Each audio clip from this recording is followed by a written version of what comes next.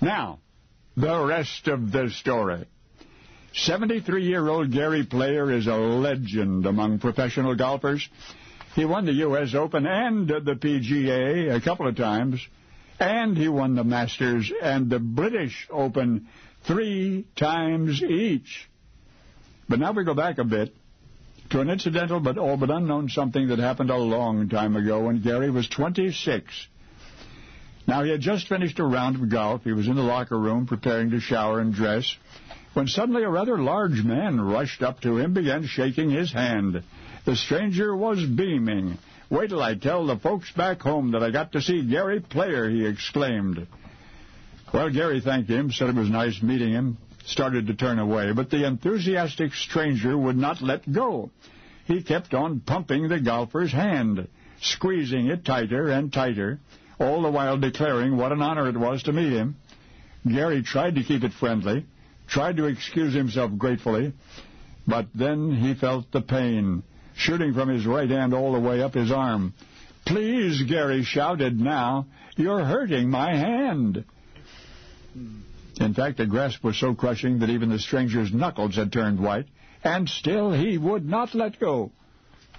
In that same locker room that same afternoon was Dick Warner, a reporter for Mutual Broadcasting. He was so frightened by the stranger's apparent disregard of Gary's agony that Dick, ran over to assist the grimacing golfer. But even that was no use. In fact, the powerful stranger, annoyed by the intrusion, gave Dick a shove with his free hand that sent the reporter sprawling. By now, Gary was almost to his knees, upheld only by the stranger's iron grip. Dick scrambled to his feet.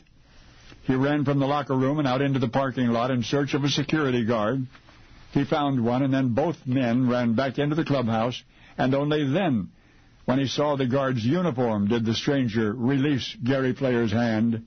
Still in excruciating pain, Gary bent over, clasping his right wrist. The injured hand was livid, even misshapen. "I think a bone's been broken," he gasped. So Gary was rushed to a doctor. But whereas the x-rays fortunately revealed no broken bones, the sprain was a bad one. And sometimes a sprain can be worse than a break. Indeed, those who saw it that evening doubted that Gary would be on the course for quite some while. But you know what? He was on the course playing golf the very next day. His bandage was flesh-colored and unobtrusive. Beyond that, media silence was requested. Of course, Gary himself would say nothing of the incident. The hand-crushing stranger had disappeared amid the general confusion and specific concern for Gary's hand.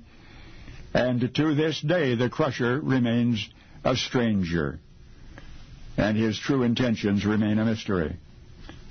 But this much more ought to be mentioned, that just before whoever he was walked up to Gary Player in the locker room at Augusta National, Player had fought his way to a fourth-round tie in the prestigious Masters golf tournament.